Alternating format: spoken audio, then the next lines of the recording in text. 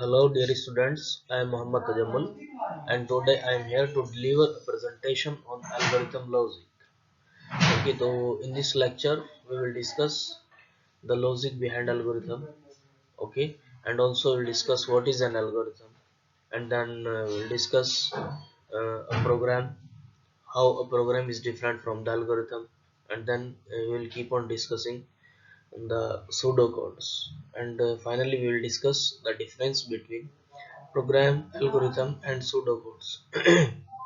One more thing that we are going to discuss in this lecture, it is the different types of algorithm. Okay, for instance, the Fibonacci series, and next we'll discuss the factorial. Okay, if it is possible, we'll discuss the factorial algorithm for the factorial. Okay, and then we will discuss the insertion and deletion operations of this type, means the algorithm for the insertion in this stack, or algorithm to insert an element in the stack, and then next algorithm to delete an element from the stack. And the you must remember that the algorithm to insert or the insertion operation in stack is called push operation, and the deletion operation in the stack is called pop operations. Okay, so let us move forward. So these are the prerequisites, means before moving further, okay, we must know, or somebody or any student want to know some properties of the algorithm. Okay, he or she must know these subjects, or he or she must have some knowledge of these subjects, or knowledge of this subject means computer fundamentals. Okay, he or she must have some knowledge about the basics of computer. Okay, means basic knowledge about the computer. Okay, or the that is also called fundamentals of the computer. Okay, knowledge of programming syntaxes, means what are the syntax of a programming language. So what is the syntax? Syntax means format of a programming language.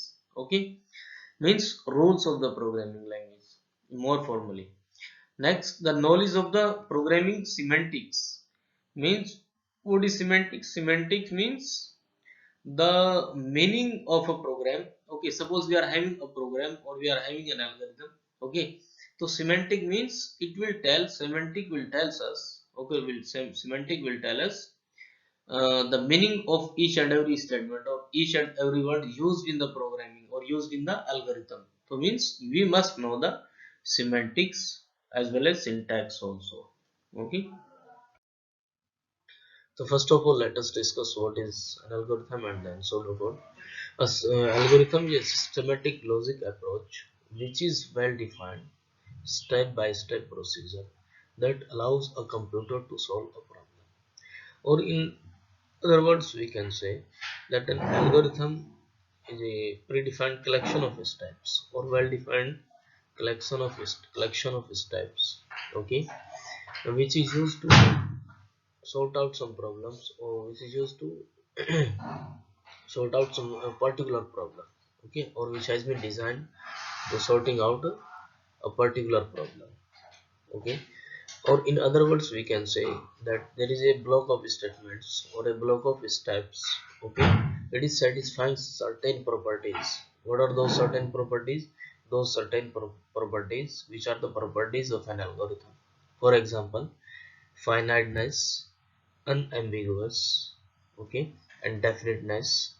This type of properties must be satisfied by each and every algorithm. Okay, if an algorithm is there, okay, for example, there are n properties, okay, for which and each and every algorithm must satisfy. If out of some algorithms there is only one algorithm that is satisfying n minus 1 properties, or n minus 2, it means it is satisfying most of the properties and it is denying only one property, then this algorithm is not really an algorithm, it is something else. Okay, so for the collection of statements to be called an algorithm, it must satisfy all the properties of the algorithm. Okay, next we are having pseudocode. Pseudocode is just like a manual. For example, we are purchasing something from the market. For example, we are purchasing mobile. okay, or laptop. So with that we are having manual. Okay, if at any point of time, okay, we are facing some problems, so we can open that manual, and in that manual lots of things are available regarding that operation, okay, which we are not able to perform. So after taking the help from the manual, we will be able to sort out that problem, okay, or we will be able to perform that operation very easily. Similarly, an algorithm and a pseudocode is different from the algorithm. It is the statements, or these are the statements written in simple English languages. For example, there is a program or there is an algorithm. Some commands are inserted inside the program. Okay, these commands or those commands that are inserted inside the program that are not executed. Okay, or they are skipped by the compiler.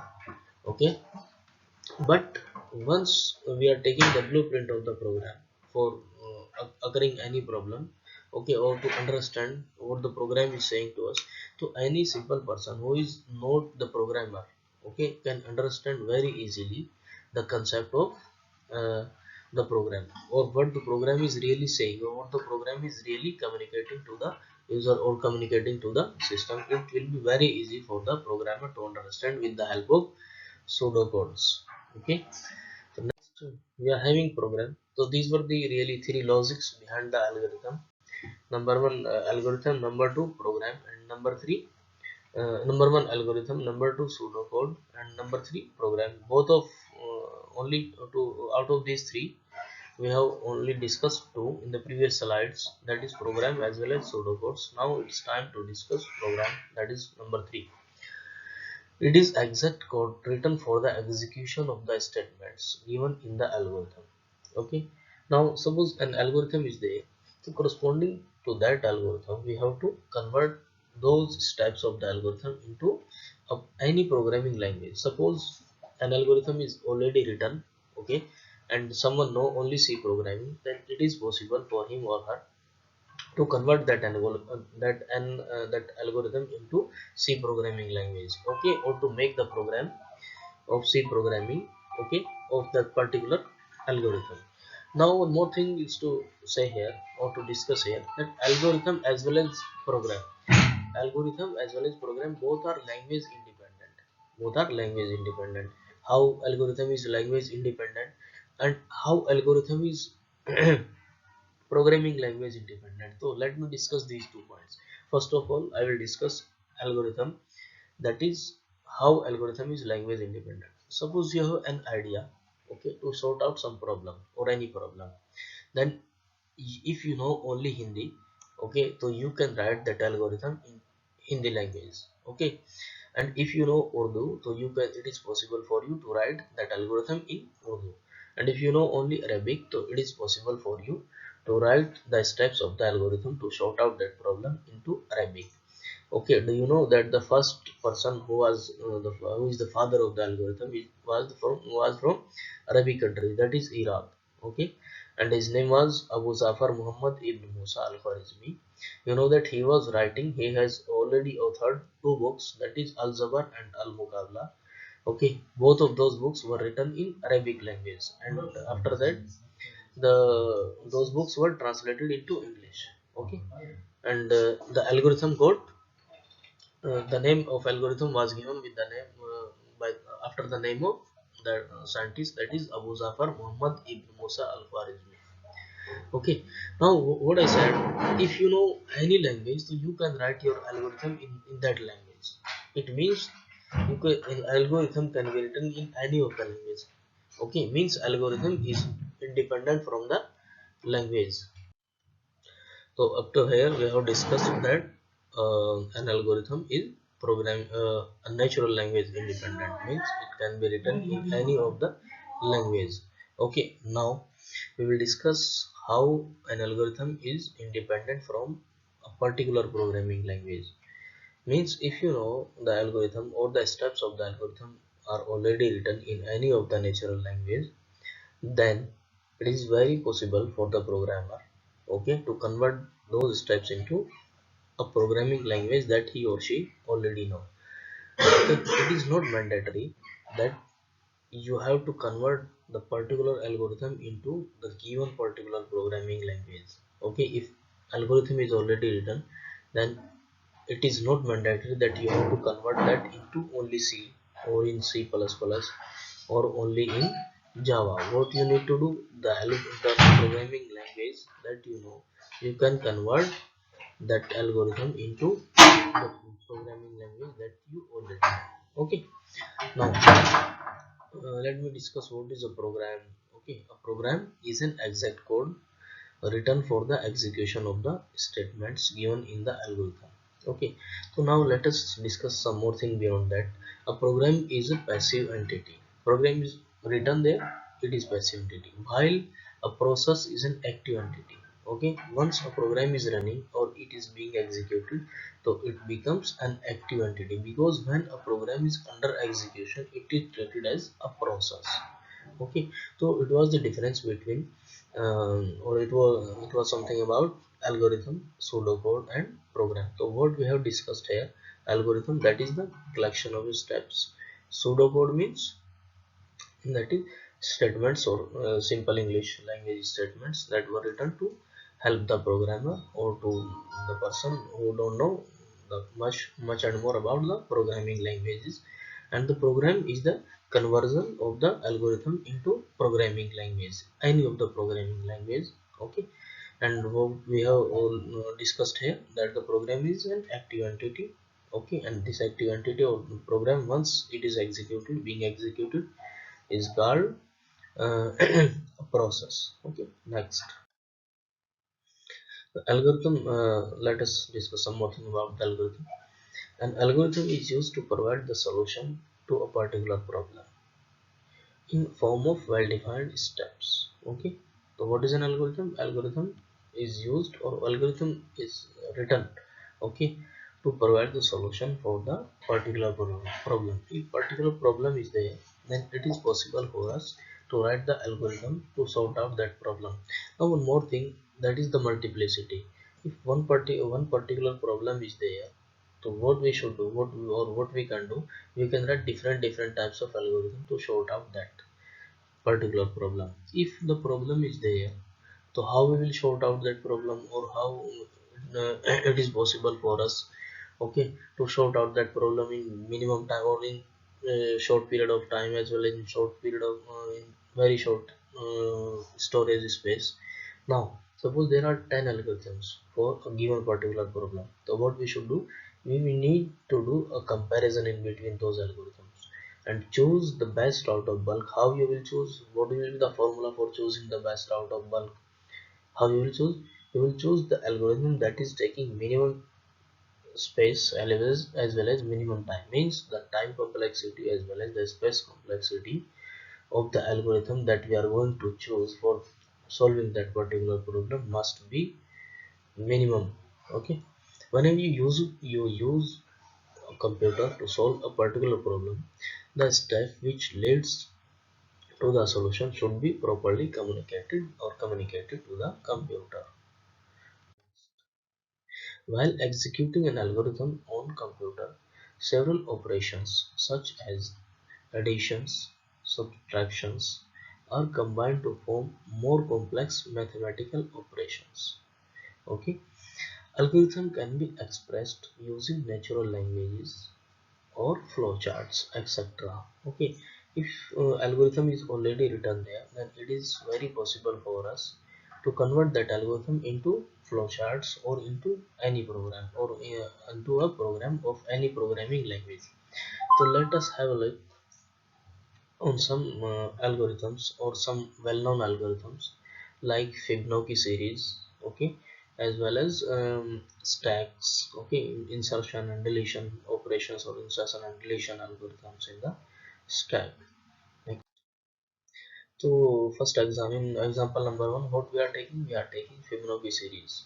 Okay, as we know that Fibonacci, what is the Fibonacci series? Fibonacci series is a series in which the term or the next term is the sum of two previous terms. Okay, suppose I'm taking nth term, then what is the nth term? Nth term will be the sum of n minus 1 plus n minus 2 terms. Okay, now the first it is the condition is given in the case of Fibonacci series that f of 0 means starting will be 0 and then f of 1 will be 1. Okay, now f of 0 equal to 0 and f of 1 will be equal to 1, it is given. Now f of n equal to f of n minus 2 plus f of n minus 1. Output will be like this, 0 and then 1 and then 1. This third one, how it is coming at third position, it is the sum of 1 plus 0.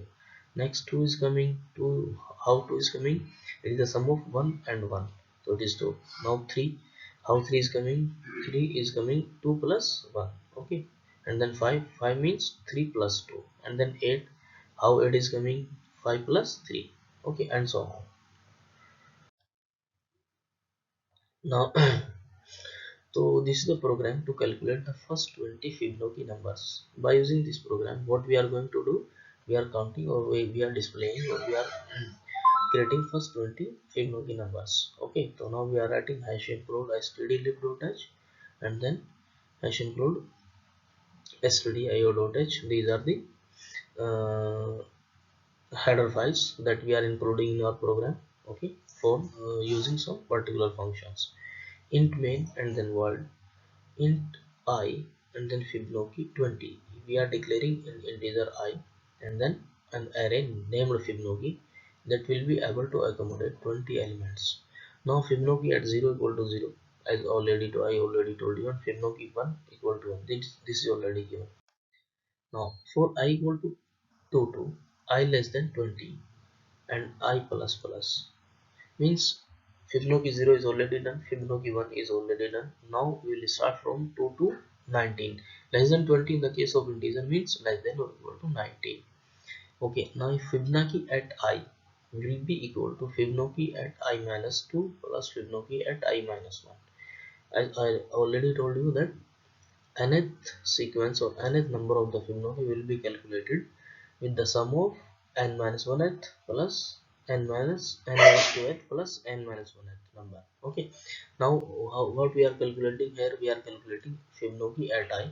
So we are doing here or we are writing here Fibonacci I minus 2 plus Fibonacci I minus 1. Okay, now we have to display these. Now all the numbers will be calculated and stored in Fibonacci at 2 and then Fibonacci at 3 and up to Fibonacci at 19. And Fibonacci at 0 as well as Fibonacci at 1 are already there. Now to display these 20 numbers, what we are taking, we are taking again a loop that is for 0 to 19 or 0 to less than 20. Okay, and I plus plus printf Fibonacci percent d equal to percent f I comma Fibonacci at I. So it will display the indexing as well as Fibonacci numbers. Okay, means all the Fibonacci numbers means 0th position this number, first one position this number, 2 position this is Fibonacci number, at third position this is the Fibonacci number. So all the numbers of the Fibonacci series will be displayed like this. So now we are taking an example, next example for the stack. Stack, as we know, stack is an abstract data type with bounded or predefined capacity. Means the capacity of a stack is already defined or bounded. Means if we are declaring that a stack is taking 10 numbers, so it will take 10 numbers or it will deal with those 10 spaces. It is simple data structure that allows adding and removing of elements in a particular order. Means there will be only one. Okay, let me discuss one thing. Every time an element is added, it goes on the top of a stack. Okay, and the only elements that can be removed is the element that is at the top of the stack, just like a pile of objects. For example, there is a box that is open or box of CDs. Okay, CDs box or DVDs box.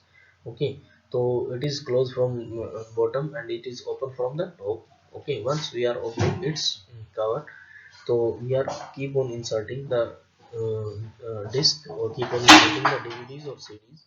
So what is happening with that? So it is based on the concept of last in first out, because the CDs that we are inserting very firstly, it is the CDs that will be removed at last, and the CD that we are inserting lastly, it will be removed very firstly. So this is first last in first out or first in last out. Both of the concept are same.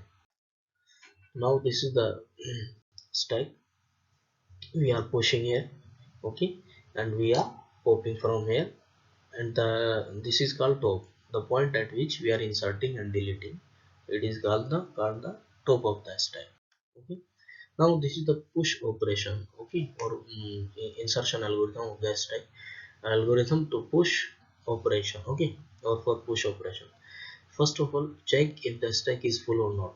If stack is full, then it is not possible for us to insert the element in the stack because it is already full, okay. If the stack is full, then print error or overflow and exit the program. If the stack is not full, then increment the top pointer, okay, and add the element. Means top, suppose top is at 7, okay. Now incrementing, after increment, top will denote to 8, and then at this position at 8 we can insert the element. Next, algorithm for pop operation means we are deleting the element, we are trying to delete the element from the stack. Now check if the stack is empty or not. If stack is empty, that is it possible for us to remove the element? No.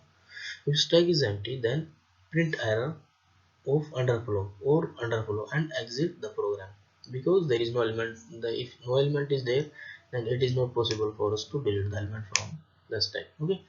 Now if the stack is not empty, then print the element at the top of the stack. Means to show, print the element at the top of the stack, okay. So this element has been shown, yes, we are deleting this element, or this element has been deleted, and then decrement the top pointer. Now suppose pointer was denoting to 9. Now after decrement, pointer will denote to 8. Means the element that was at the ninth position or ninth index, it has been deleted. So these are some references, okay. uh, uh, in the case of books, you can go for ANSI. ANSI stands for American National Standard Institutes. Okay, American National Standard Institutes, C programming. Next, let us see, that is written by Yaswant Karnitkar. Okay, and let us see for basic knowledge. Okay, if you are having little bit basic knowledge, so you must go for ANSI. And next is C programming by Dennis Ritchie. Okay, this is this programming, or this C programming has been written by the, or the book, this book has been written by Dennis Ritchie, the father of the C programming. Obviously this is the best book of the programming language, or C programming language, because this is written by the developer of the C programming. But this is first of all, you must study letter C. If you are studying letter C, so it will be very easy for you to understand ANSI as well as C programming by Dennis Ritchie. It will be very easy for you. Next is internet. So for the internet, you can go for Geeks for Geeks. This is the website for searching the computer science contents. Next is w3schools.com. Next is Google, and then YouTube. Thanks for listening, bearing with me. All the best. Thank you.